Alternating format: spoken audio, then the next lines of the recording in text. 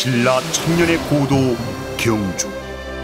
일찍이 6부락 촌장들이 이곳에서 박혁거세를 길러 신라를 열었습니다.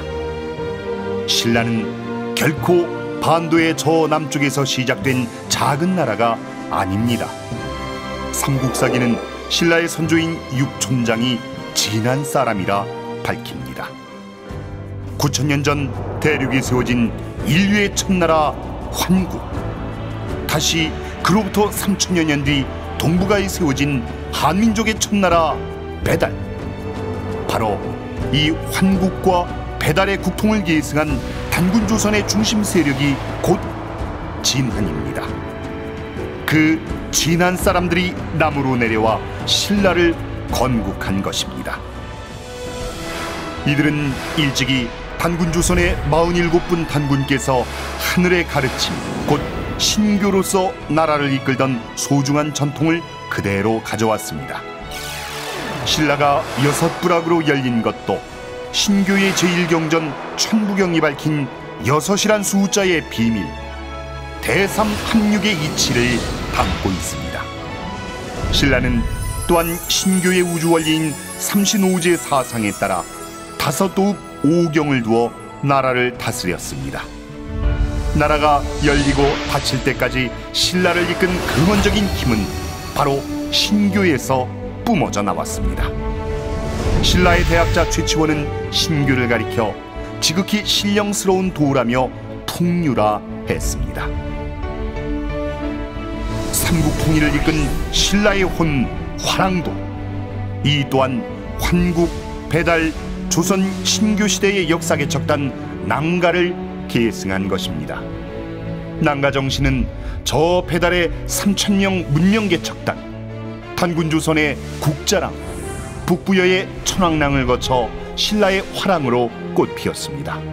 나아가 고려의 제가화상, 근세조선의 진정한 선비와 의병, 조선말 300만 동학도와 60만 동학군을 거쳐 항일 독립군과 정읍의 600만 참동학 태을 구도자들의 저항운동으로 계승되었습니다. 그리고 1860년 봄, 이곳 경주에서 수운 최재우는 천상옥경의 상제님 목소리를 듣습니다. 무극대도 새 시대가 열리리니 시천주의 가르침을 펴라. 이에 수운은 동학을 창도하여 한민족이 입구진했던 9,000년 소도의 천신 숭배문화, 삼신상제님 신교문화의 부활을 외쳤고 새 시대를 깨우는 다시개벽 소식을 전했습니다. 그러나 오늘 우리는 신교도, 낭가도, 나아가 경주에서 울려나간 동학의 참정신인 시천주, 무극대도, 다시개벽의 새 세상 소식도 알지 못합니다. 중국의 중화사관, 일본의 식민사관에 의해 한민족의 역사와 원형정신, 곧 신교문화가 온통 지워지고 뒤틀린 결과입니다. 내 역사의 뿌리, 내 문화의 원형을 다 잃어버린 한국인에게 하늘은 환단고기를 내려주셨습니다. 환단고기는 인류 창세 역사와 한민족의 뿌리 문화, 그 원형 정신을 고스란히 밝혀주는 보배로운 역사서입니다. 한반도는 물론 세계 현장답사로 밝혀진 환단고기의 놀라운 기록들과 그 장면을 오늘 여러분과 함께 확인하면서 창세 역사 복원과 새문명 개창의 대장정을 여기 경주에서 시작하려 합니다.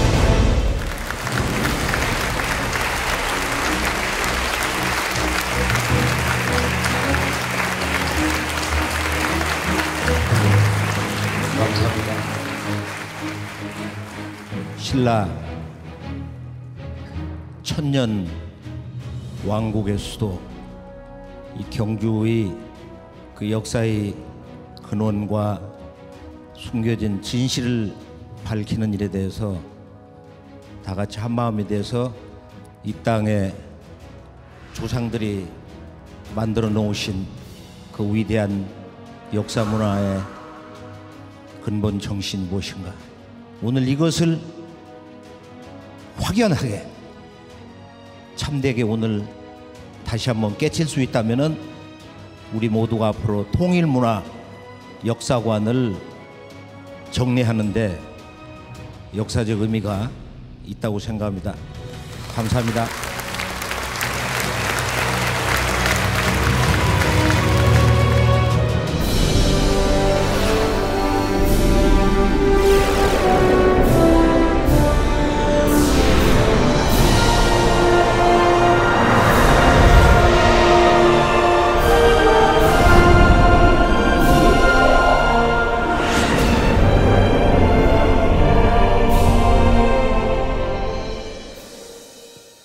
결론은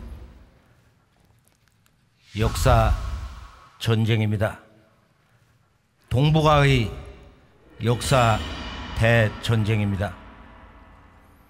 근대사의 출발점에서 선언된 개벽으로 가는 역사 대전쟁입니다. 우리는 지금 이 역사 대전쟁의 중심 시간대에 살고 있습니다. 우리는 왜 잃어버린 역사의 근원을 바르게 알고 살아야 되는가? 시원 역사는 우리들의 삶의 원천이기 때문에, 삶의 동력원이기 때문에 우리는 우리들의 역사의 근원과 그 창조의 힘에 언제나 바르게 깨어져 있어야 할 것입니다. 우리 한민족 9,000년 역사 왜곡의 축소판인 천년 왕국 이 경주의 역사 근원을 바로 세우면서 우리 한민족 역사 광복의 시간이 될 것을 다 함께 소망하면서 왜곡되고 그 뿌리가 꺾여 있는 한민족 역사의 울타리를 넘어서 동북아와 인류 창세 역사의 원형문화 정신, 이것을 오늘 다시 한번 강단사학에서 그토록 한 목소리가 되어 철저히 부정하고 있는 판단국이, 또 삼국사기와 삼국유사에 담겨 있는 우리들의 역사 문화의 원형정신, 이것을 총체적으로 한 가지 주제에 초점을 맞춰서 다 함께 앞으로 우리 분단 역사의 종막을 고하는 통일 역사 시대 문을 여는 계기가 될 것을 확신합니다. 자,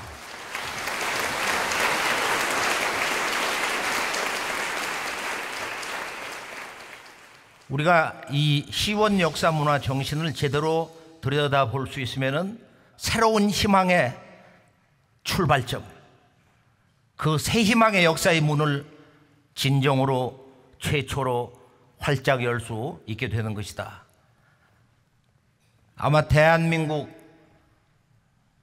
국민이라면은 누구도 해외에 거주한다 할지라도 경주를 한번 와보죠. 경주 들어서면서 거대한 왕릉들의 숲을 보고 여러 가지의 그 역사 유적지, 잘 알고 있는 이 왜곡되어 있는 이 보석사라든지 또는 이 첨성대, 제가 오면서 이 첨성대 속에 담겨 있는 진실로 놀라운 이 우주 광명 역사에 삶의 체험이 이 속에 총체적으로 융합되어 있다는 것을 절감하면서 이 신라 역사문화의 그 심오함과 위대함에 대해서 다시 한번 감동을 함께 각성을 해야겠다 하는 다짐을 했습니다. 경주는 전체적으로 볼 때 천년 왕도가 될 수 있었던 그 근거는 무엇이 있을까? 크게 보면은 동양 문화의 그 기본 3요소 천문지리 인사, 이것을 총체적으로 만족시켜 주는 것이 바로 신라 그 역사의 토대가 아닌가.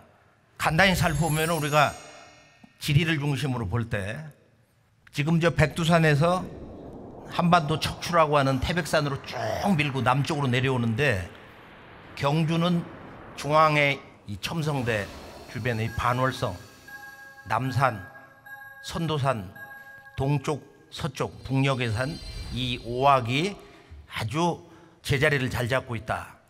지리학의 이제 그 핵심 하나가 이 물이 어디서 생해가지고 빠져나가냐.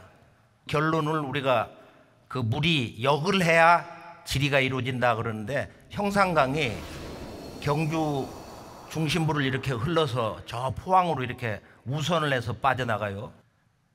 그래서 서출 동류다 이런 말을 쓰는데, 대세는 지금 이렇게 물은 역북으로 해서 한 1000년 왕도를 할 수 있는 틀이 잡혔다.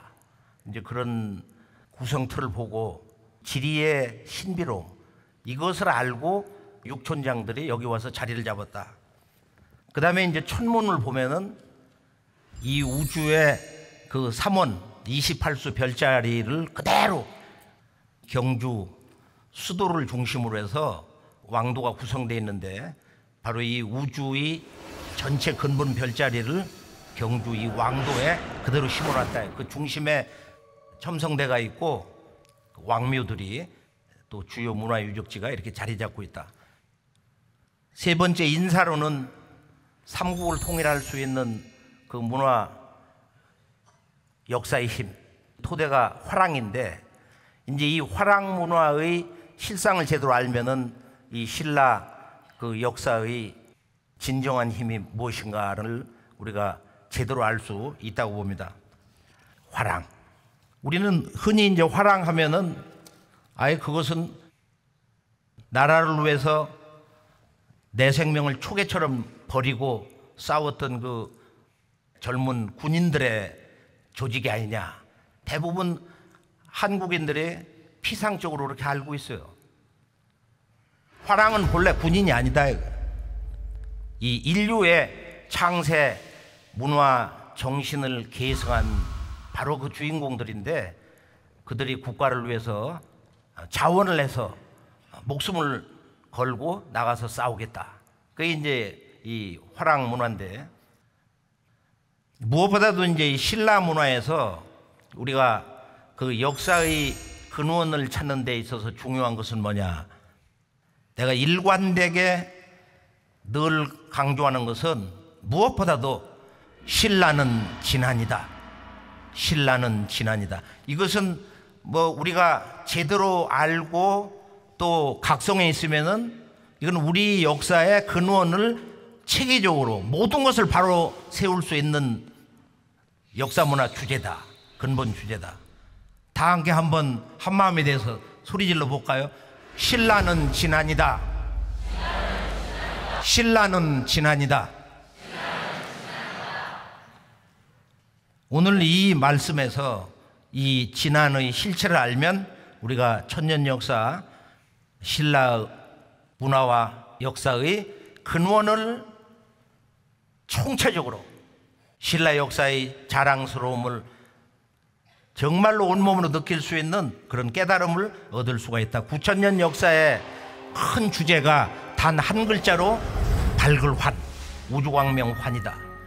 이 광명이, 우주의 광명이 크게 셋으로 나눠져서 하늘 광명과 땅 광명과 사람 광명, 그것을 환단한이라 하는데, 이것을 아주 자연수 법칙으로 천일지일태일이다. 여기서 이제 이 사만의 역사가 전개됐습니다. 그러니까 역사의 근원을 잃어버리면은, 특히 창세 역사의 원형문화 정신을 잃어버리면 그 문화 후손들인 오늘의 우리는 역사의 근원과 뿌리를 상실했기 때문에 우리의 미래는 암담할 수밖에 없는 것입니다. 역사를 잃은 자 미래가 없다. 역사를 잃어버린 자 패망뿐이다. 역사를 잃어버린 자 모든 것을 잃게 된다. 이것은 동서고금의 인간 역사의 소중한 교훈이기 때문에 오늘 우리가 신라는 지난이다 하는 이 한마디를 다시 한번 각성을 하면서 오늘의 이 신라의 왕도 경주는 서두에서 한 가지를 더 강조하고 싶은 것은 고대사와 근대사의 성지다. 한국 9,000년 창세 문화 역사의 세계관, 이 우주관의 정수를 근본으로 해서 신라가 건국이 되었고 끊임없는 공격을 받으면서도 우주 정신문화의 근본을 바로 세우면서 이것을 조직화하면서 백성들의 그 문화 역사 정신으로 응집을 시키면서 이제 통일을 이루어 나갔다.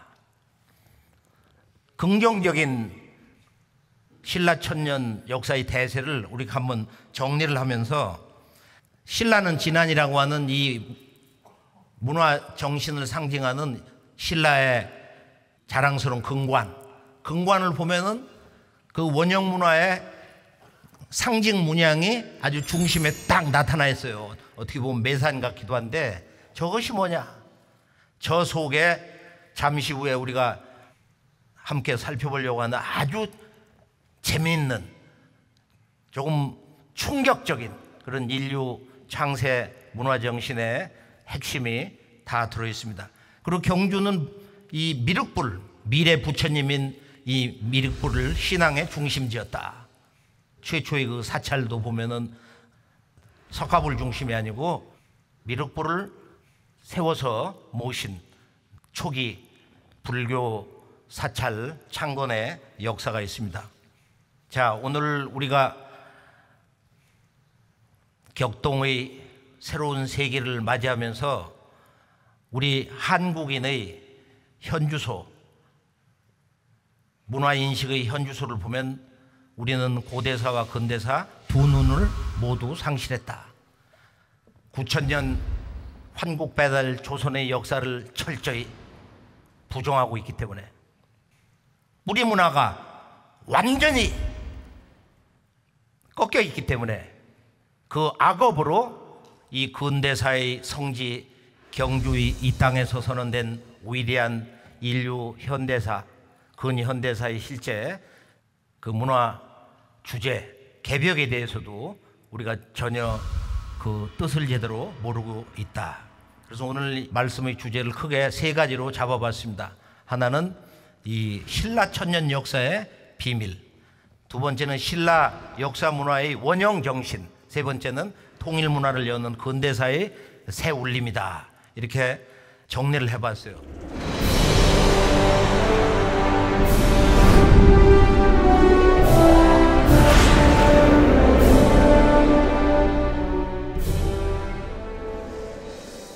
이 왜곡된 한국사 역사의 축소판이 신라 건국의 첫 소식에 함축되어 있다. 조금 전에 신라는 지난이다. 그런데 중국에서는 이제 어떻게 이제 왜곡을 하고 있냐? 그동안 우리가 중국의 사서, 특히 이제 당태종이 고구려 침공을 해서 양만춘 장군에게 눈알이 빠져가지고 그 여독으로 세상을 떠났는데 중국 5,000년 역사에서 그런 위대한 제왕이 동방 침략을 감행을 해가지고 그렇게 무참한 죽음을 당했습니다. 그런데 중국에서는 우리 동방의 그 역사를 왜곡하는 여러 가지 그 책을 냈는데요. 진서, 양서라든지 여러 책을 냈는데 여기 이제 진서와 후한서에 보면은 지금 진안은 어떤 나라냐? 중국 진시황 때 만리장성 노역을 피해가지고 동방으로 내려왔다. 그래서 진안이 동방진짜가 아니고 진나라 진짜야. 진안이다. 그리고 거기 노인들이 우리는 말이야 노역을 피해가지고 도망온 사람들이다.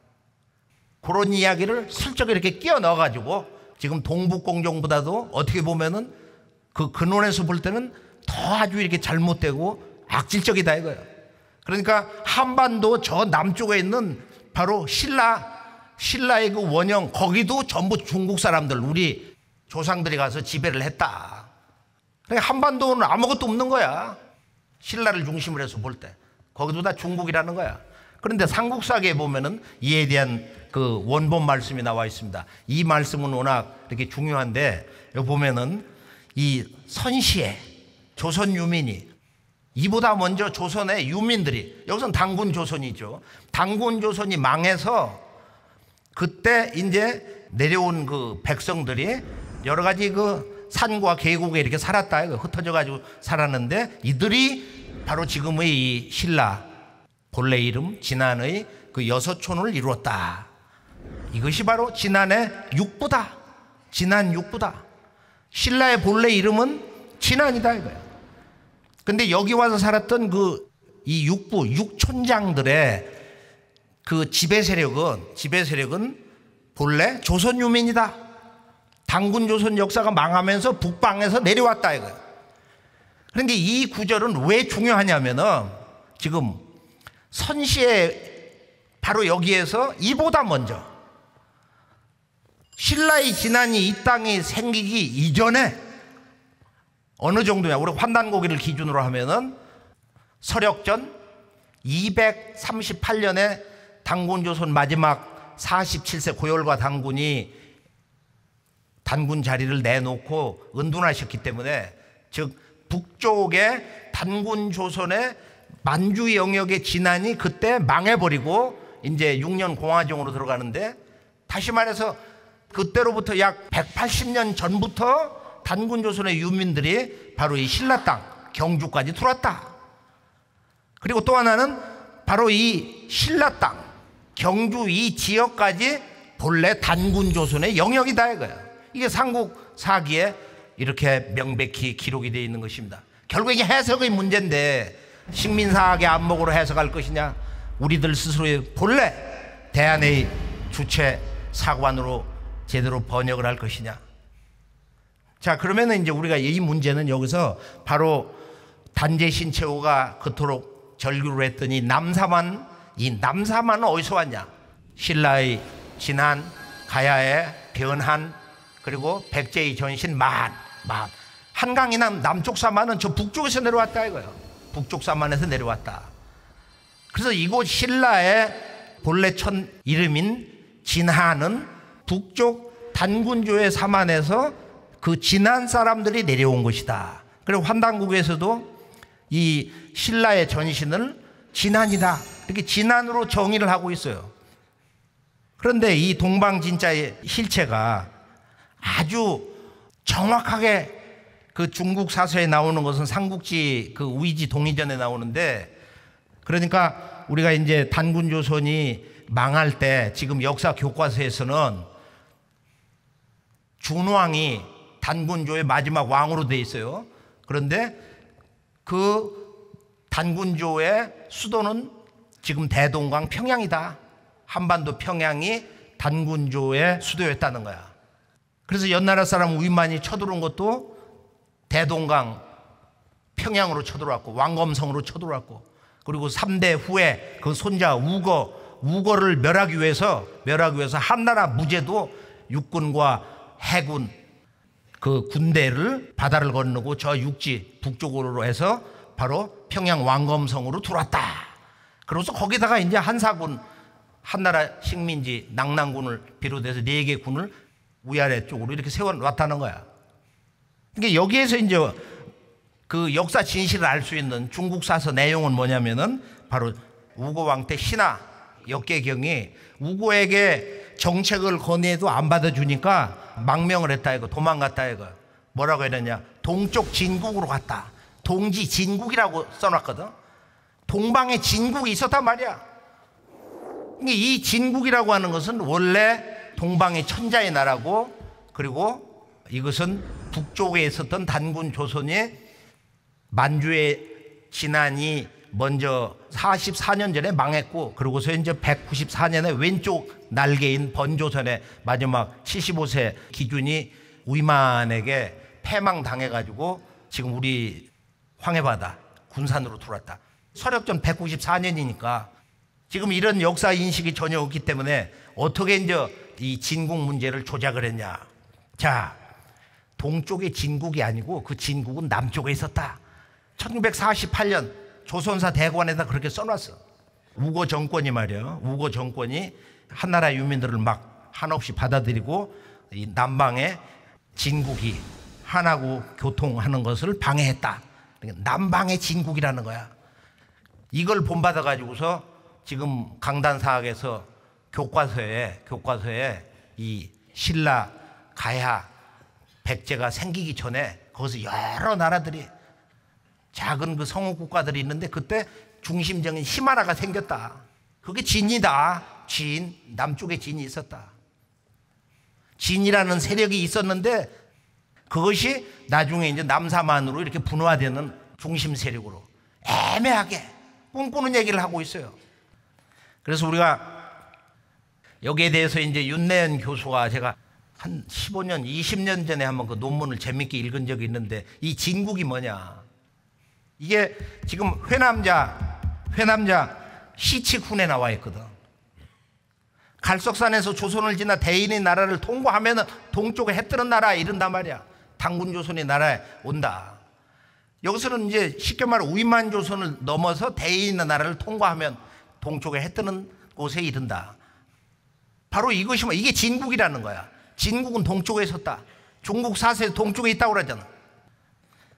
그리고 또 우리가 대조용을 보면은 고구려가 패망당한 뒤에 바로 그 아버지 대중상 대조용에서 처음에 나라를 후고구려를 세웠다가 진국이라고 그랬거든. 대진국이다. 이 대진 진국이라는 건 단군조선을 전체로 부를 때는 진국이고 그것을 나누어서 부를 때는 만주의 진안 그다음에 왼쪽 이 요서 산동까지 이것이 이제 바로 번한 한반도 전체는 이제 이것이 마한이다. 마한이다. 환단국은 이것을 아주 명백하게 이걸 전하고 있어요. 환단국에서 총지하야 전체적으로 이걸 아우르면은 단군조선은 이걸 단군 관경이라고 단군이 이 전체 영역을 다스렸다. 그리고 이것이 진국이고 역사에서 말하는 단군조선이 바로 이것이다. 이 환단고기의 그 역사 문화 언어에 대해서 역사 문화 시대에 대해서 역사 문화의 근본 정신에 대해서 얼마나 우주관에 근거한 그 정의가 힘차고 명료한지 우리가 읽으면서 감동을 받지 않을 수가 없는 것입니다.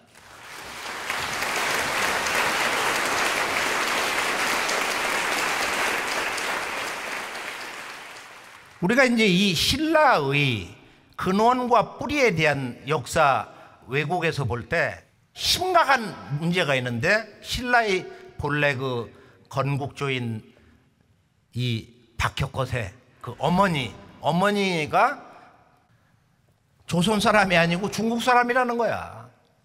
이것을 삼국유사 삼국사에서 함께 왜곡을 하고 있는데 이 내용을 보면은 신모는 이 신성한 어머니 거룩한 어머니는 본래 중국의 제실의 따님이다. 중국 황실의 여인이라는 거야. 한국 사람이 아니고 중국 사람이 와서 박혁거세를 낳았다. 박씨들이 전부 들고 일어나야 되거든. 그런데 아직까지도 이 문제를 전혀 제대로 해결을 하지 못하고 있어요. 신라 역사의 근원과 뿌리에 대한 이 두 가지의 이 왜곡. 진화는 중국의 진나라 때 사람들이 와서 만들어서 동방진짜가 아니고 진나라 진국이다. 그 개국조는 그 어머니가 중국 여인이다. 환단고기를 보면은 신라에 대한 역사에 대해서 아주 근본 고정관념을 깨는 놀라운 이야기가 있어요. 뭐냐? 삼성기상이 환단고기 1000편이란 말이에요. 거기를 보면은 마무리를 이렇게 하면서 고두막한이라고 하는 본래 동명왕 한나라 무제가 들어왔을 때 그걸 꺾어버린 이 동명왕, 지금은 고주몽으로 왜곡돼 있어요. 이 고두막한이 부여의 옛 도읍에 나라를 열었다. 나라를 열었다. 이곳은 신라의 옛 땅이다. 이런 놀라운 얘기가 있어요. 그런데 흠정 만주원료고라는 책을 보면은 권룡제가 한 말씀을 이렇게 쭉 유훈으로 전하는 내용이 나오는데, 야, 당나라 때 계림이라고 했던 곳은 지금의 길림이다. 이게 와전된 거다. 이거. 신라 백제가 여러 나라가 본래 그 부근에 있었다. 신라도 백제도 건국조들의 그 지배 세력의 고향이라는 것은 지금의 길림이라는 거야. 길림. 근데 중국어 발음에 길림과 계림이 지린이야. 발음이 같아. 성조만 다르지. 그럼 그 속에서도 우리가 이런 그 역사의 진실을 언어 정서에서 느낄 수 있는 것입니다. 자, 삼국 이전의 그 한민족의 이 뿌리 역사가 왜곡된, 그리고 이와 더불어서 우리가 강단사학에서 식민사학의 이 시원 역사 뿌리를 다 부정해버리고 중국과 일본의 마치 식민 역사로 시작된 것처럼 강조하는 이 문제도 신라는 지난이다. 남쪽의 사만은 북쪽의 단군조가 망하면서 그 사만의 중심 세력들이 내려와서, 왕족이 내려와서 나라를 열었다. 그런데 이 진실을 북쪽 사만을 인정하지 않기 때문에 현실적으로는 단군조를 신화로 총체적으로 근본을 부정하기 때문에 이것을 어떻게 해놓고 있느냐. 자, 대영박물관을 가보면은 한국사 그 연표에 어떻게 나오고 있느냐. 보면 구석기, 신석기, 청동기가 있고, 여기에 자 보세요. 원삼국이라는 게 있어. 프로토 쓰리 킹덤스. 원삼국 시대가 있었다는 거야. 서력전 100년부터 400년 동안은 고구려 백제 신라가 가야가 성립되기 전에 원삼국이 있었다. 이게 아주 기가 막힌 말이에요, 이게. 그러니까 원삼국 전에는 이게 선사시대, 역사 이전 시대 없어. 단군조도 없는 거야. 그러면 이 문제에서 우리가 중화 대국주의 역사관과의 식민사관, 바로 이 이중의 역사 왜곡의 올가미에 빠져서 또 지금 어떠한 역사의 논리로도 결론은 한국인은 역사의 그 뿌리가 신화다. 한국 배달 조선은 다 신화다. 이거 없는 역사라는 거야. 환인환웅 당군은 신화인물이다. 한평생, 한 생에 우리의 시원 창세 역사 문화를 공부한 그 다양한 분야의 전문 학자들의 총결론이 뭐냐? 한국인은 근원 조상이 없다. 이것이 오늘 우리 8,200만 지구촌에 살고 있는 한국인의 역사 인식의 현주소인 것입니다. 따라서 이 학문의 어떤 정교한 논리로도 과학주의 실증사학의 강변으로서도 우리의 역사의 뿌리, 환국배달 조선의 그 삼성조 역사 시대를 근원적으로 부정하는 사과는 우리가 결코 용납할 수 없는 것입니다.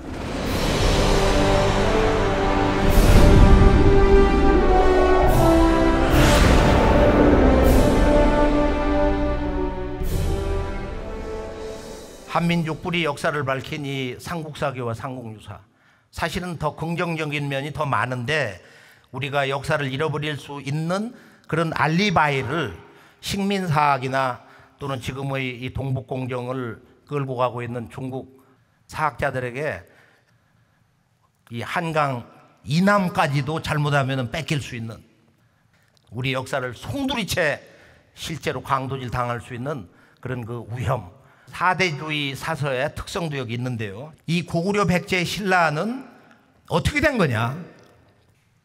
여기에 이제 아주 심각한 문제가 있어요. 이 고구려의 시조, 백제의 시조, 신라의 시조. 삼국사기는 신라를 정통으로 놓기 위해서 고구려를 폄하하고 고구려의 그 시조에 대한 천륜을 파괴하고, 그 다음에 이 고구려가 감히 황제국 중국을 이렇게 넘보고 까불어댄다. 그 다음에 뭐 대륙의 역사는, 발해 역사는 한마디 싫지도 않았다, 이거. 대진국의 역사를. 근데 이 역사의 그 단절이 사실은 고구려의 뿌리, 동시에 백제의 뿌리, 신라의 뿌리라고 할 수 있는 바로 이 중간 역사의 그 맥이 완전히 뿌리 뽑혀버렸어요. 환국배달 조선뿐만 아니라 단군조를 정통 계승한 뭐예요? 바로 세 글자로 이 북부여 역사가 뿌리째 잘린 거야. 결론은 뭐냐? 고주몽의 아버지가 북부여의 건국자 해무수라는 거야. 드라마도 그렇게 나와 있잖아. 고주몽의 아버지가 이렇게 화살을 맞고도 죽는 걸로 나와 있거든. 그러니까 이것이 180년 북부여 역사가 송두리째 없어지고 1세 해무수, 2세 모수리, 3세, 4세 해가지고 그 5세, 6세까지 북부여 역사가 나오는데 180년 북부여 역사가 완전히 다 잘려나가고 북부여 역사를 계승한 고주몽의 아버지가 해모수로 돼 있다 이거예요. 이것은 이제 총체적으로 보면은 환단고기에서 처음으로 이 부여의 역사, 북부여와 동부여 역사를 총체적으로 단군조를 계승한 이 왕조 역사의 족보를 밝혀주면서 잃어버린 우리 한민족 9,000년 역사의 바로 심장부 황국배달 조선을 북부여가 어떻게 계승해서 거기서 동부여 역사가 탄생을 했는가.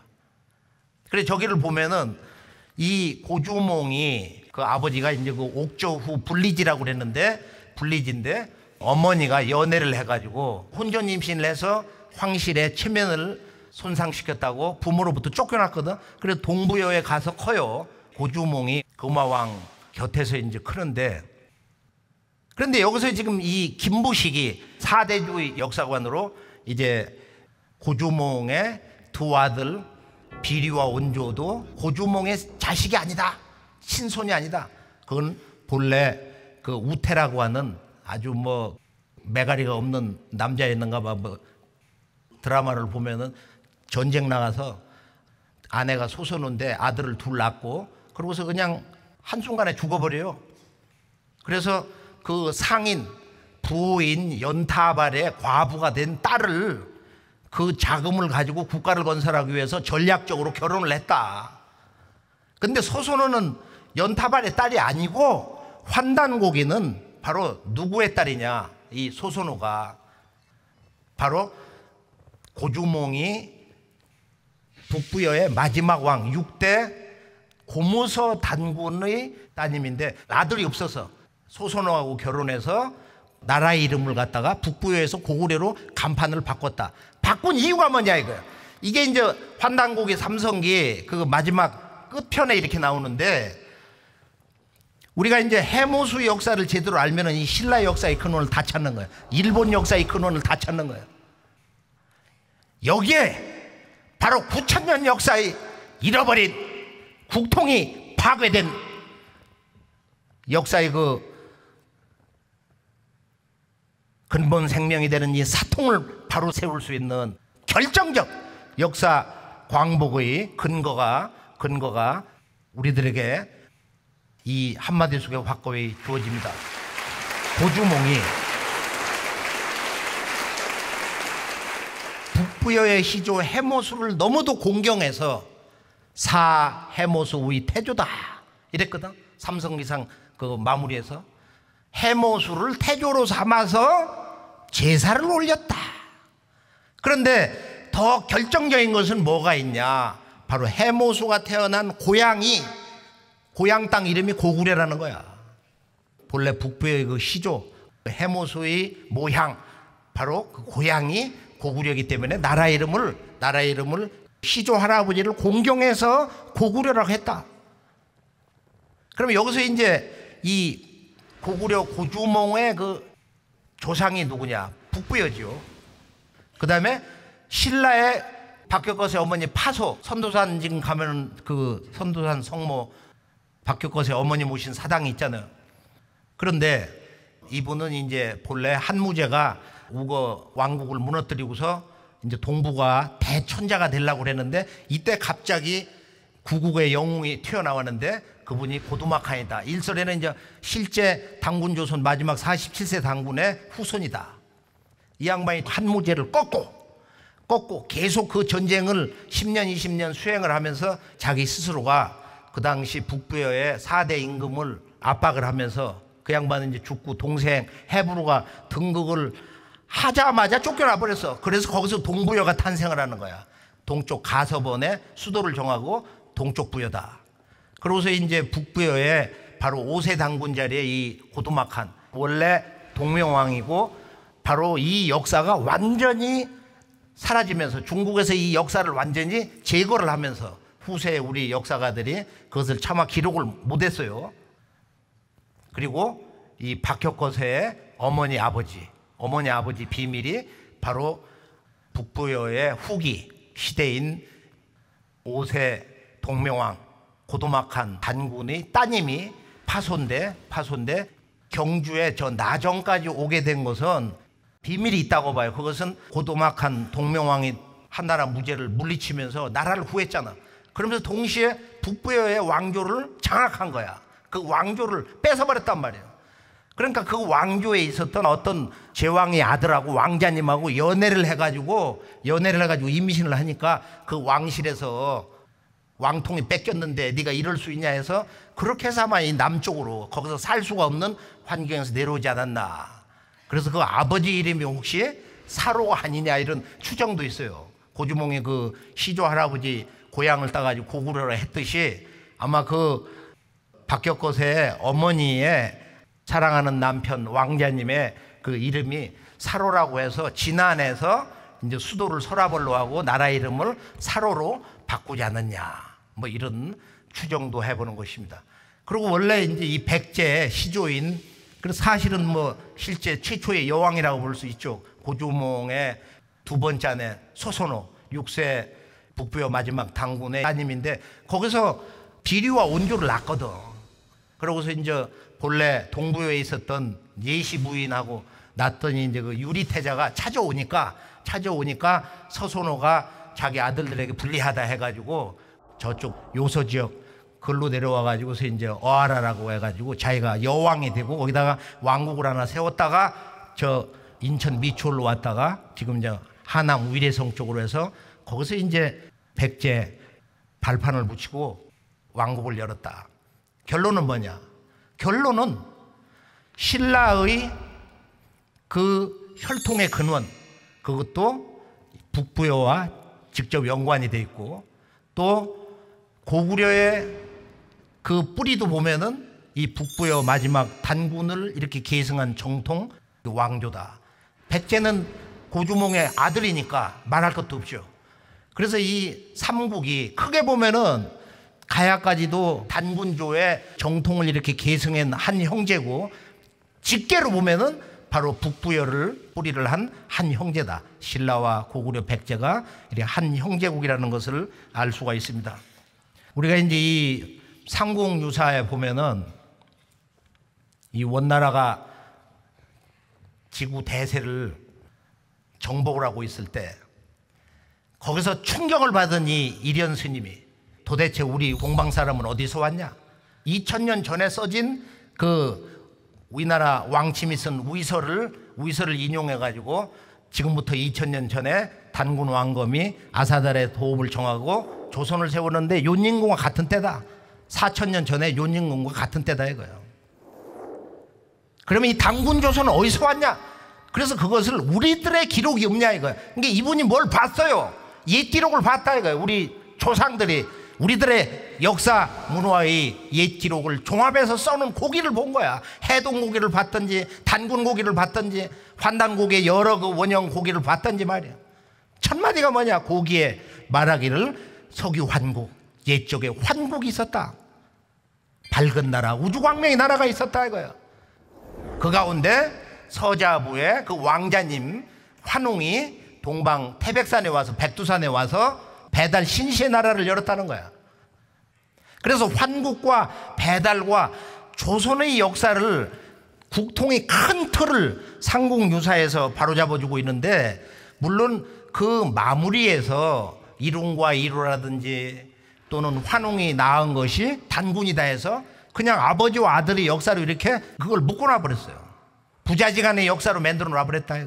이 환웅의 배달 신시 역사, 1500년 역사가 다 사라져버리고, 이것이 이제 일제 식민사학자들 조선사 편수에서 우리 역사의 근원, 그 한민족의 역사의 누나를 뽑아내는, 그 심장을 도려내는 환국배달 조선 40년 부족한 7000년 역사, 그것을 환국에 바로 나라 국자를 쪼아가지고서 글자를 변조해서 환인, 환웅, 단군의 역사는 다 신화의 인물이다. 근데 그 역사 말살의 족쇄를 전혀 지금도 이 순간까지 우리가 풀어내지를 못하고 있는 것입니다. 환단고기의 그 역사 한번 간단히 이렇게 정리를 해보면은, 환단고기는 5분이 5책 13권을 약 1000년에 걸쳐서 이렇게 써놓은 것을 조선의 3대 문호인 해학 이기, 제자 운초 계연수가 함께 교정을 보고 정리를 해서 조선왕조가 패망당한 그 다음 해 얼마나 서둘렀던 거예요. 그래서 이때부터 이제 우리의 그 역사 뿌리를 바로 세워야 된다. 우리의 본래 이 동방 우주 역사 문화의 주인공으로서의 이 문화 정신이 나와야 된다. 우리의 원형 문화 정신. 그것을 30권, 얼마나 곤궁했으면 30권밖에 못 찍었겠어요. 홍범도 오동진 그 장군 호주머니를 털어서 말이야. 그런데 이것을 왜곡을 해서 환단고기가 근세에 나왔다. 100년밖에 안 됐다.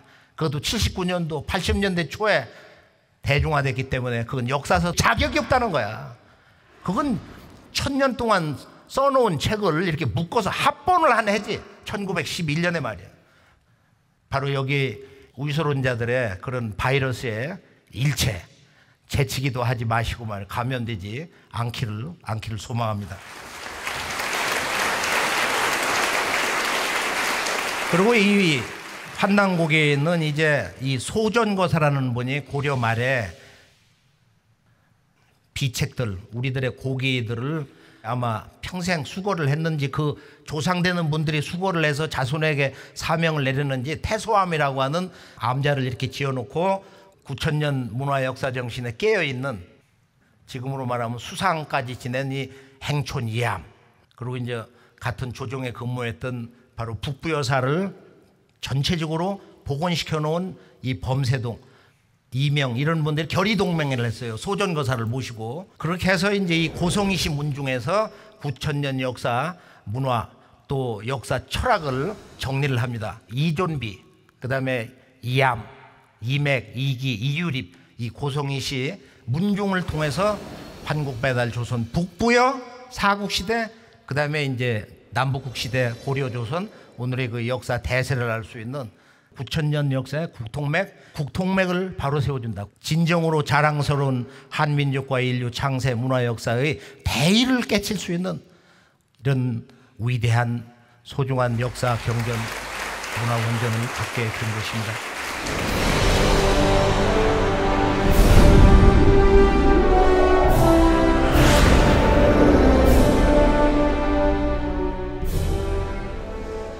자, 그러면 이제 이 우리가 신라 왕가의 전체 역사를 보면은, 신라 왕가는 전체 이 박씨 희조로부터 해서 10분, 그 다음에 석탈해를 중심으로 해서 8분, 이 김씨 왕조, 이 신비의 김씨 왕조 38분이 나오는데요. 8년 부족한 992년, 이 1000년의 장구한 신라 왕조의 역사에서 박석김의 그 세 왕씨들을 보면은 단제신초는 이것은 전통 문화인 우리의 그 본래 삼신 문화를 의방했다. 그 재밌는 것은 박혁거세 이분이 이제 나정에서 큰 알에서 나왔다 그러는데, 지금 이 석탈에는 혁거세의 그 아들 남해왕의 사위가 됐어요. 본래 이제 저 남쪽 다파라국에서 이제 올라와가지고 거기 어떤 그 할머니가 이제 하늘에서 보낸 이 아들이라고 해서 이제 길러가지고, 너는 아주 특별한 사람이다. 그러니 너는 학문에 정진을 해야 된다. 그 수양 어머니가 아주 그렇게 엄중하게 얘기해요. 너는 아주 크게 될 사람이다 이거예요.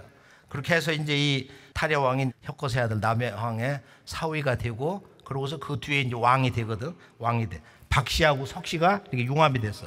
13세 미추왕. 이 13세 미추왕이 첫 이제 김씨왕인데, 그래서 이상스럽게 하여간 그 석씨하고 이 김가가 지금 이 왕족에 이렇게 자연스럽게 한 가족이 되는 내용이 정말로 신비스러워요. 4대 탈야왕이 나라를 시림에서 기림으로 바꾸고 15세 기림왕에서 이제 307년에 국호를 신라로 썼는데, 실제로 이제 여러 국호를 신라로 아주 딱 모술을 박아서 쓰기 시작한 것은 22세 지증왕이다. 신라의 원뜻은 덕업일신, 망나사방. 이 뜻은 덕업이 새로운 나라, 그리고 이 밝은 햇살, 천지의 광명이 온 천하를 덮으소서 하는 이런 기도문의 뜻이 담겨 있다고 합니다. 이게 재밌는 내용은 뭐냐면은 이 김씨가 북방 유목민 가운데서 가장 강력한 흉노의 한 왕자, 한무제에게 생포됐던 그 왕자의 후손이라는 거야. 왕자가 난이 일어났을 때 한무제 목숨을 건져가지고 너희 흉노족, 본래 이제 훈족인데 훈족은 금을 입혀가지고 사람 모양을 해서 제사를 올리는, 천제를 올리는 풍속이 있어. 그걸 제천금인이다 하는데, 아마 그 실상은 삼신상제, 천신 아니면 이제 환웅천왕, 그게 웅상이라고 하는 전통에서 온 건데요. 산해경에 있는 것처럼. 그래서 김씨성을 줬다. 제천금인의 풍속에 따라서 김씨성을 줬다는 거야. 그 왕자가 이제 김일제인데, 그 후손 가운데 이제 왕망이 나와가지고 자기 아들 죽여가면서 대권 잡아가지고 나라를 뺏어버렸잖아. 그래서 신나라다 패망하고, 그때 김씨 왕족들이 망명을 해가지고 여기 신라와 가야에 들어왔다. 그래서 우리가 역사에 보면은 김일제 그 동생이 이제 김윤인데, 흉노 왕자 김일제 그 후손 5대손이 바로 김할지가 되고, 신라의 김씨 왕조 시조, 그 다음에 동생 김윤의 핏줄이 김수로다, 가야의 시조. 우리가 가야에 지금 김해 가야 수로왕하고 허왕후 그 묘를 가보면 그 뒤에 이제 그 구지봉이 있잖아요. 구지봉에 올라가면 그게 뭐냐? 제사터야. 제사터. 가락구 왕의 그 역사를 보면은 허왕후가 시집으로 와가지고 자기 남편에게 여기에 시집 오게 된 실제 이야기를 하는데, 뭐냐 하면은 우리 아버지 어머니가 사실은 천상의 상제님에게 명을 받아가지고 저 동방에 있는 가락국 시조를 하늘에서 내가 내려보냈으니까 내 딸을 그쪽으로 보내서 시집을 가게 해서 왕비가 되게 하라, 이런 얘기가 있었다는 거예요. 상공유사를 보면은. 이 신라가 삼국을 통일하게 한 그런 힘은 여러 가지가 이제 모아져 가지고 이루어진 건데, 지금 이 신라 역사 전체 보면은 그 영년의 반 이상을 차지하는 이 김씨 왕조, 이들이 인류 역사에서 가장 강력한 북방 유목 문화의 그 유럽의 역사를 평정한 바로 그 흉노족 그 왕손이다 하는 것을 우리가 이제 다시 한번 생각해 볼 필요가 있는데, 그래서 신라 30대 이 문무왕의 그 비문에도 우리의 조상 할아버지는 투후 제천지윤이다. 황하의 그 굽이친 오르도수 그쪽에 투후로서 강력한 제후로 봉황을 받은 김일제 그 흉노 왕손의 후손이다 이거예요. 신라 이 30대 문무왕이 직접 밝힌 거야. 우리 조상은 북방 유목민 말이야. 흉노의 그 왕손이다. 그런 아주 강력한 유목문화의 기동력이라든지 이런 전사의 피가 김가들이 생명 속에 흐르고 있는 것입니다. 이 유목문화는 그 지구촌의 동서남북의 그 문화를 소통하는 그런 진정한 개척자로서, 문화 소통자로서 역할을 하는데, 그들의 그 문화 정신이 야만인이 아니고 그 말 타고 가축을 몰고 다니면서 이동한다고 그래서 문화가 없었던 게 아니다. 유목문화의 그 꽃은 뭐냐? 그 유목문화의 정화는 황금문화인데 실제로 우리가 지구촌 여기저기를 가보면은 스키타이라든지 뭐 지금 저 그 몽고 서북 쪽에 있는 소련 땅 파지릭이라든지 또 지금 동경에서 전시하고 있는 지금 전쟁하는 그 비극의 나라 아프가니스탄 뭐 여기저기에 그 황금 문화를 보면 그건 깜짝 놀라지 않을 수가 없는 거예요. 최근에 이제 이 유목 문화 한평생을 공부하신 서울대 김호동 교수가 그 유목 문화에 대한 종합 정리한 그 아주 멋진 역사적인 책을 냈는데 지구촌의 그 유목 강국들은 공통적으로 삼수 의식이 있다 이거야. 나라를 셋으로 나눠 다스리는 거야. 그럼 몽골도 그렇고 흉노도 그렇고 선비도 그렇고 전체적으로 뭐 이런 그 삼수의 정신, 뭐 우방과 좌방이라든지 해서 좌현왕, 우현왕이라든지 그 밑에 이 군 조직이 전부 이렇게 24장의 조직을 가지고 일정한 시기에 옮겨 다닌다. 북방 유목 문화는 우리가 이제 그 유물을 보면은 전체적으로 볼 때 이 신라 가야 유물하고 소통되는 거 무슨 뭐 편두를 한다든지 또는 뭐 기마상을 보면 거기에 동복을 말 등에 지고 댕긴다든지 저 동복도 아주 제대로 잘생긴 걸 보면은 이렇게 삼신의 삼수 문양으로 되어 있어요. 제가 이제 러시아 답사를 할 때 보면은 한 유목문화권 박물관을 가니까 지구에서 가장 큰 동복이 있어. 그런 거대한 그 동복 큰 솥도 봤는데요.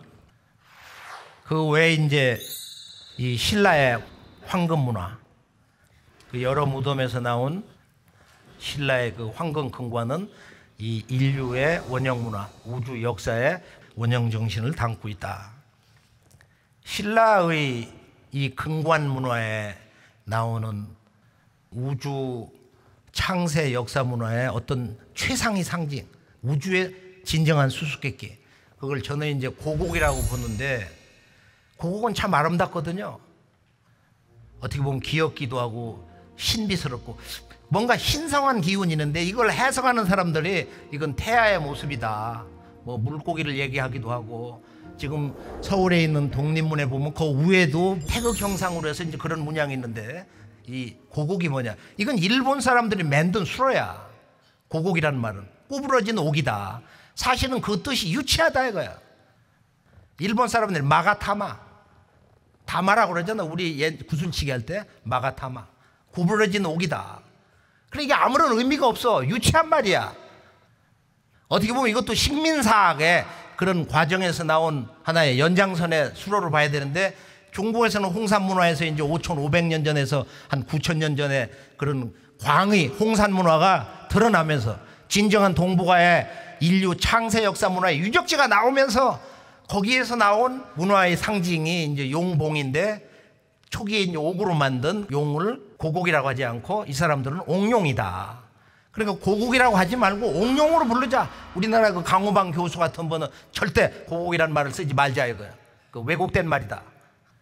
이것도 우리가 참고로 한국인이라면은 우리 문화 역사를 볼 때 전시구촌 다니면서 지금 고곡을 볼 때 아, 그 고곡이라는 말은 잘못됐다.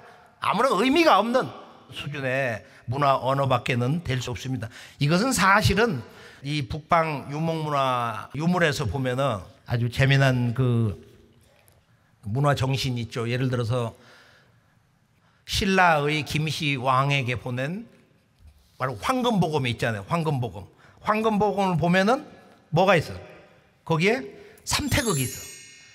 이 삼태극을 보면 구부러진 고곡처럼 해놨는데 사실은 저런 그 문양의 원상은 우주광명 환에서 그것이 분화돼서 하늘 땅인간 살아있는 삼신의 신성, 그것을 천일지일태일이라고 그랬는데 바로 이 우주의 조물주의 생명과 신성이 이렇게 삼수로 천일지일태일, 하늘광명, 땅광명, 인간광명을 저렇게 구분해서 삼태극 양식으로 한 것으로 해석하는 것이 더 바람직하지 않지 않나 이런 생각을 해보게 됩니다. 그 다음에 우리가 이제 이 신라에 나오는 적성목곽분이라고 하는데 저 파지릭을 가보면은 거기에서 이제 아주 놀라운 어른공주의 유물하고 미이라가 나왔고, 저것은 알타이 고분 어른공주라고 그래서 박물관에 전시되어 있는데, 여기에서 나온 그 왕의 유목문화의 그 왕 쿠르칸의 그 목관을 그대로 옮겨다 놓은 게 있어요. 그것은 저 러시아의 수도였던 피터 대제가 처음 개척한 그 수도 페테르부르크 박물관, 그 지하관을 가보면은 그 거대한 것을 그냥 그대로 뜯어다 거기다 놨어요. 그래 해가 져서 문 닫기 전에 이제 거기를 달려가가지고 이제 그걸 보는데, 그걸 들어가서 보면 볼 줄 아는 사람은 다 놀랄 거예요. 우선 그 관이 어느 정도로 크냐. 아주 대형 관, 그것을 나무를 그대로 이렇게 뜯어다 놓고 거기에 이제 왕이 타던 말의 모습을 이렇게 이제 새겨 놓고서 그 말의 모가지에 뭐가 있냐면은 신비스러운 바로 이 고곡이란 말이 계속 나오는, 이것도 역사 왜곡의 이게 후유증. 이 고곡이 있단 말이에요. 고곡이. 그게 그렇게 신비스러워요. 그런데 이 유목문화는 어디서 나갔냐? 몽골이라든지 선비라든지 돌고리라든지 지금 흉노, 이들이 어디서 나갔냐? 이 기록을 가지고 있는 게 단군 세계밖에 없어. 그래서 3세 단군 때 보면은 가륵 단군 때 열양의 욕살 삭정을 잘못한 게 있어가지고서 이 감숙성인데 거기에다가 귀양을 보냈다. 그래서 나중에 이제 사면을 해가지고 흉노 시조로서 시조 왕으로 임명했다. 그래서 4세 오사구 단군 때 그 동생을 이 몽골의 초대 거기에 그 왕으로 임명했다. 이게 대세를 보면 이 동서 유목문화의 큰 세력권은 바로 환국배달을 계승한 동방 우주광명문화, 이 삼신사상, 우주사상, 그 심장부인 단군조에서 그 삼신 우주광명 통치문화, 그걸 이제 사만관경이라고 그러는데, 이 사만관경, 사만으로 나라를 나누어서 이 국가의 영역을 다스린다. 사만관경. 그 사만관경 문화를 거반다 가지고 있는 거야. 뭐 좌연왕, 우연왕 뭐 그런 타이틀로 가지고 있던지 말이에요.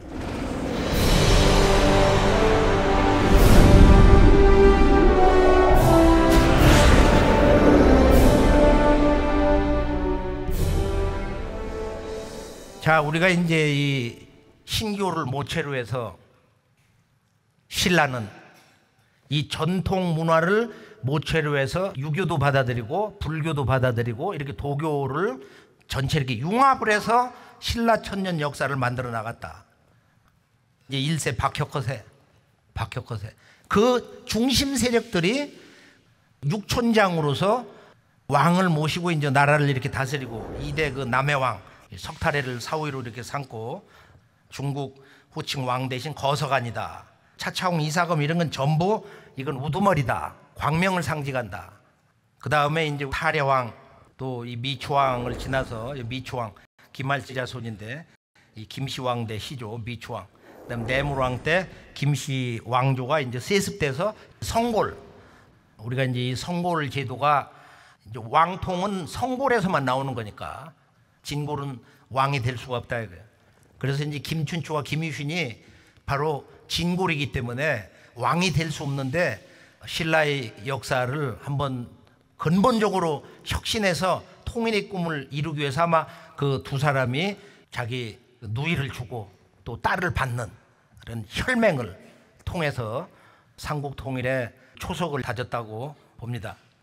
그 다음에 이제 법헌왕 때 2차돈 순교 사건이 나오는데, 그러니까 신라는 이 불교를 그렇게 쉽게 받아들이질 않고, 물론 고구려 사람 아도 승려가 내려오는데 2차돈 순교 전에 바로 이 신교 우주광명 전통문화 세력과 새로운 그 불교 혁신 세력하고의 끊임없는 충돌과 갈등과 대화 속에서 마침내 희생자로서 2차돈이 순교를 하게 되고, 그 이후로부터 이제 이 불법을 국가 경영 정신의 근본으로 그 호국불교로 만들어 나가는데, 그렇다고 해서 석가모니를 꼭 중심으로 섬긴 게 아니다 이거예요. 지금 우리가 신라 하면 그것은 불교, 석가모니를 조불로 생각하지만은 신라는 전혀 그렇지만도 않았다 이거예요. 그리고 이제 선덕여왕 때부터 홍일의 기반을 실제로 뭐 닦았다 그러는 이제 지적도 있는데요. 신라 통일을 처음 이루기 시작한 이제 김춘추, 이 무열왕.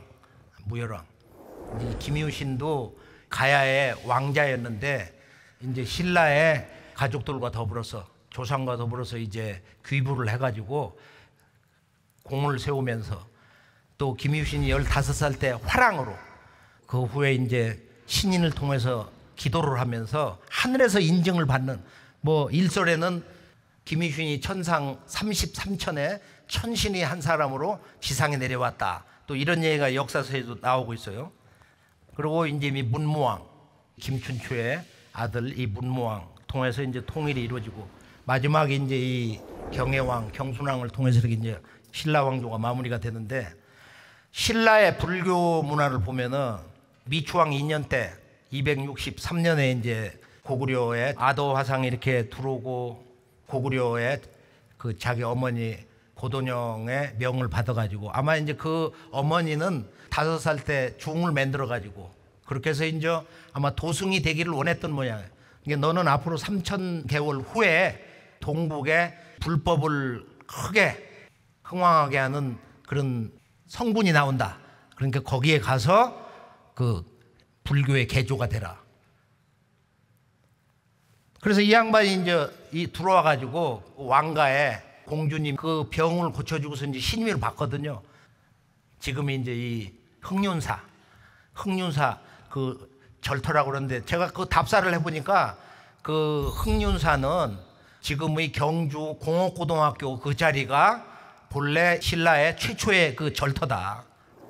그래서 저 학교의 본관 건물 바로 앞에 저기를 가보면 저렇게 예전에 그 절터에 연화대도 있고 여러 가지 그 기둥이 아직 많이 남아 있어요.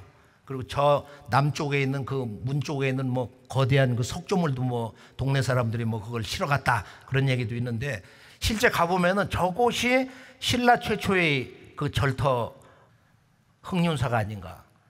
이 신라에는 이 석가 부처님이 오시기 전에 원래 원형 불교가 있었다는 거야. 그런 절터가 7개나 있다. 근데 여기에 보면 역사적으로 신교의 제천 소도터인데 여기에 전부 절을 세워 나가는 거예요. 이것은 뭘 얘기하냐? 바로 이 우주광명 전통 신교 문화의 그 성지 천신 기도토에 불교가 자리 잡아 나가는 과정이다 하는 그런 지적은 아주 합리적인 역사 해석이라고 봅니다. 자, 신라의 그 불교 정착 과정에서 보면은 지금 아도 화상이 이렇게 들어오고 그리고 약 300년 뒤에 이제 2차돈 순교 사건이 있는데 이런 과정이 일본에 들어가서 보면은 바로 소아시 집안하고 모노노베 집안하고 이제 우리는 국신 우리들의 본래 모시던 조선에서 왔던 말이야. 쉽게 말하면 이 천신을 모시는 본래 이 그 신사문화 이것으로 만족해야 된다. 이게 모노노베 집안이거든. 소아시 집안은 불교를 받아들여야 된다. 막 싸워가지고서 말이야. 모노노베에서 막 그 소아시 집안을 쳐들어가가지고 집안에 만들어놨던 절간 때려보시고 불상을 끌어다가 바다에다 쳐넣어버렸다 이거야. 그래서 소아시가 나중에는 모노노베 집안을 멸족을 시켜버리는데 지금 이런 아주 처절한 갈등이 아닌 말이야. 비교적 이렇게 순리적으로 미추왕 때 아도가 이렇게 와서 또 자기가 뜻을 이루지 못하면서 아도가 죽어버리거든. 스스로 죽어버린다 이거야. 그러고 나서 이제 한 500년 세월 동안은 이런 신교에 바로 신라는 진안이다. 그 역사 위 주체 정신, 우주 광명 문화의 진정한 그 주인 정신, 이 진안의 문화 역사 전통을 한 500년 그대로 가져가면서 화랑 문화의 그 한계를 안고 이것을 극복하려고 했던 이런 과정에서 당나라 사대주의 그 역사 과정으로 흘러가게 된 것이다. 뭐 일반적으로 우리가 이제 이렇게 해석을 할 수 있다고 봅니다. 그런데 신라는 단순히 이렇게 석가보를 중심으로 한 불교가 아니고 이 화랑 문화를 보면은 나는 미륵의 화신이다. 이 화랑들이 미륵의 화신이다. 각자가 그 미륵의 신법으로 미륵의 이상낙원을 건설하는 바로 주인공이었다. 그래서 우리가 이 신라 왕도 경주가 미륵신앙의 성지다, 이것을 우리 모두가 어찌 보면은 자랑스럽게, 어찌 보면은 새롭게 신라 천년 이 불교 문화의 그 근본을 바로 세우는, 또 삼국을 통일하는 그 역사의 힘이, 초동력이 어디서 나왔냐? 물론 화랑의 실체도 중요하지만은 그들의 바로 미래 불교, 도솔촌의 천주님이신 미래 이 세계를 근본적으로 혁신하고 개벽을 하는 그 도솔촌 천주님, 미륵불이 이 땅에 오신다. 미륵불이 이 땅에 오신다. 근데 이것은 신라만이 아니고 백제도 26세 성왕이 내가 미륵님의 이상을 성취하는 용화낙원을 세우는 바로 전륜성왕이다. 그래서 일본에서는 백제 성왕을 성명왕이라고 그래요. 성명왕, 그 명자를 넣어가지고. 그래서 우리가 신라 최초의 절 흥륜사도 이 미륵 신앙이 돈독했기 때문에, 또 신라의 초기 왕대에 보면 도솔가라고 하는 그런 그 전통 음악에 나와요. 그 노래 제목이 왜 도솔가냐 이거예요. 도솔촌, 도솔에 대한, 미륵에 대한 그 신앙이 어디서 발원이 된 거냐. 정말로 신비스럽지 않을 수가 없습니다. 미륵 선화인 바로 이 미시랑, 그 미시랑이 이렇게 등장을 하는데, 신라의 전설에서는 미시랑이 하늘에 있는 미륵님이 직접 인간으로 오신 거다. 이 양반이 7년 교화를 하고 어느 날 사라졌다는 거야, 인간 역사 세상에서. 근데 재미난 것은 바로 이때 그 신라 천년 역사의 그 국력이 가장 강력하게 결집할 수 있는 이 화랑도 문화의 조직이 아주 빠르게 체계화되는 거예요. 원광법사가 이때 나와가지고 바로 환국 배달, 조선에서부터 내려온 그 소도 제천의 성지에서 우주광명의 인간 신법을 전수한 바로 그 경당에서 가르친 오상지도, 충효신 인용이라고 하는, 이것은 육아에서 온 것이 아니고 이 양반이 이제 우주광명이란 뜻이거든. 원광법사가 중국에 유학을 하고, 이 양반 학문이 얼마나 방대했는지 유학을 도통하고 말이야. 신라 왕가에서 이분을 모셔다가 모든 외교 문서를 다 관장하게 했어. 거반 100살 살다 돌아가 있어요. 이 양반이 이제 자기에게 찾아온 그 두 사람의 젊은이에게 화랑의 계율을 내려줬는데, 임금을 섬기되 충으로, 부모를 섬기되 효로, 친구를 사귀되 믿음으로, 살생유택이니 뭐 이런 그 임전무태. 근데 이것이 화랑도 정신에 보면은 정말로 강력한 거예요. 너무도 강력한 거야. 화랑의 그 문화에서 아주 감동받는 또 그런 그 역사적인 화랑의 문화가 있는데, 조금 이따 이제 우리가 신라 통일의 의미를 풀어보기로 하겠습니다.